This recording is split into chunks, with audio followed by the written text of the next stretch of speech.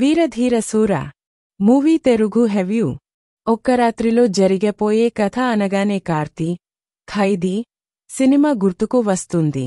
ఇప్పుడు విక్రమ్ కూడా single night కథతో వచ్చాడు. అదే వీరధీర శూర. 2 భాగాల ఈ కథని తొలుత రెండో భాగం విడుదల చేయడం మరో విశేషం. అసలు ఇలా చేయడానికే కారణమేమిటి? రిలీజ్లోనే ఇంత వెరైటీ ఉన్న ఈ సినిమా ప్రేక్షకులకు ఆకట్టుకుందో ఈ రివ్యూలో చూద్దాం.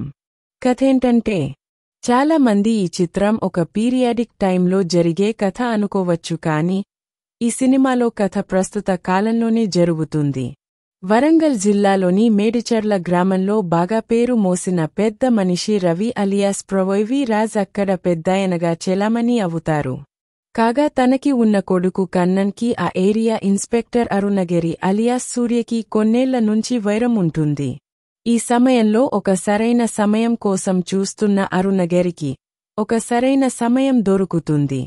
జాతర సమయంలో మేడిచర్ల గ్రామం నేపథ్యంలో వీరధీర శూరన్ కథ రాత్రిపూట జరుగుతుంది. ఎస్పీ అరుణగిరి రవి మరియు అతని కొడుకు కన్నన్తో విసిగపోయి వారిని ఎన్కౌంటర్ చేయాలని అనుకుంటాడు. ఎస్పీ ప్లాన్ని పసిగట్టిన రవి తన కొడుకును రక్షించడానికి కాళీ అలియాస్ విక్రమ్ సహాయం కోరతాడు.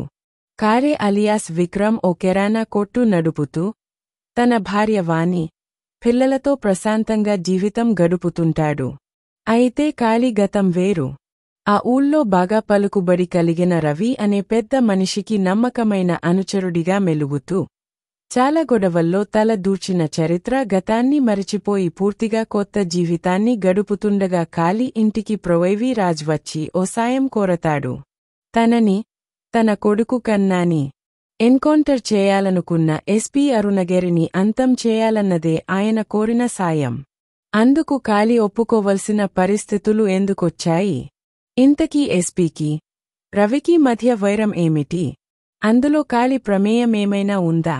ఎస్పీ అరుణగిరిని చంపడానికి సిద్ధమైన కాళీ రివర్స్లో పెద్దాయన కొడుకునే ఎందుకు చంపుతాడు?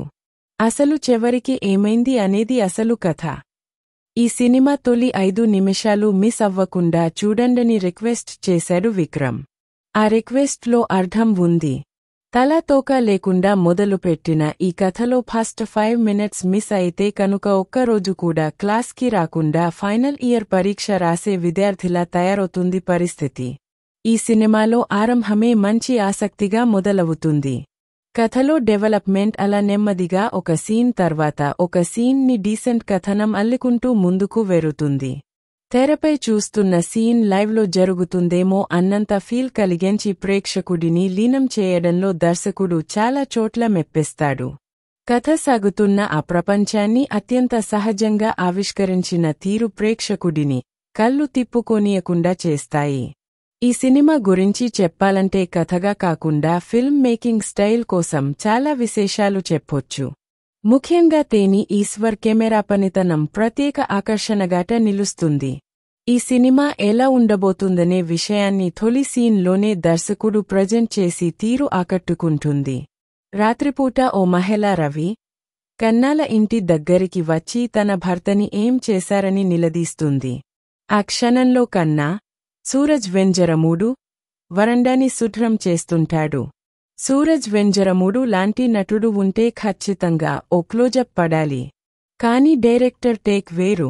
దేన్ని కూడా ఆబ్జెక్టిఫై చేయకుండా ఆ మొత్తం సీన్ని ప్రేక్షకుడు చూస్తున్న ఓ వీధి గొడవలానే చూపించాడు. ఈ ఒక్క సీన్ చూడబోయే సినిమా ఎలా ఉండబోతుందో ఓ క్లారిటీ ఇచ్చేస్తుంది. ఎవరెలా చేశారంటే, విక్రమ్ నటన ఈ సినిమాకి హైలైట్. అమాయకంగా కనిపిస్తూనే కుటుంబం కోసం ఎంతవరకైనా పోరాడే శక్తివంతమైన కాళీ పాత్రలో ఆయన నటన ఆకట్టుకుంటుంది. విక్రమ్ లుక్, ఆయన చేసిన యాక్షన్ సన్నివేశాలు సినిమాకి సహజత్వాన్ని తీసుకొచ్చాయి. దుషారా విజయన్కి, ఆయనకి మధ్య కెమిస్ట్రీ కూడా కుదిరింది. దుషారా విజయన్ గృహిణి పాత్రలో ఒదిగిపోయారు. ఎస్పీ అరుణగిరి పాత్రకి ఎస్టిజన్ సూర్య ప్రాణం పోశారు. ద్వితీయార్ధంలో ఆయన పాత్ర చాలా బాగుంటుంది. ప్రొవైవి బలమైన పాత్రలో ఆరంభం నుంచి చివరి వరకు కనిపిస్తారు. హాస్య ప్రధానమైన పాత్రలకి పెట్టింది పేరైన ఆయన తన నటనలో మరో కొత్త కోణాన్ని ఆవిష్కరించాడు. ఫైనల్గా వీరధీర శూర పార్ట్ 2 మంచి ఇంటెన్సిటీతో కూడిన రూరల్ డ్రామా అని చెప్పవచ్చు. విక్రమ్ మరోసారి తనలోని నటుణ్ణి అద్భుతంగా చూపిస్తే నటుడు పృథ్వీ రాజ్ ఒక సర్ప్రైజ్ అని చెప్పుకోవచ్చు. కానీ ఇక్కడ సమస్య ఏంటంటే సినిమాలో కథనం ఇష్యూస్ బాగా ఉన్నాయి. సినిమాని అనవసరంగా సాగదీసి లాక్కొచ్చారు. 2 గంటల 40 నిమిషాల్లో చూపించాల్సిన అవసరం లేదు. ఎడిటింగ్ ఇంకొంచెం టైట్గా సెట్ చేసి కట్ చేసి ఉంటే ఇంపాక్ట్ ఇంకా బెటర్గా ఉండేది. అయితే విక్రమ్ ఫ్యాన్స్కి ఒకంత స్లో ఉన్నా సరే సాలిడ్ విలేజ్ యాక్షన్ సినిమాలు చూడాలి అనుకునేవారు ఒక ట్రై అయితే చేయవచ్చు. మరిన్ని రివ్యూస్ కోసం మా ఛానల్ని సబ్స్క్రైబ్ చేయండి. థాంక్యూ. ఇప్పుడు మనం రేటింగ్స్ని చూద్దాం. ఆడియన్స్ 5కి 4 రేటింగ్ ఇచ్చారు.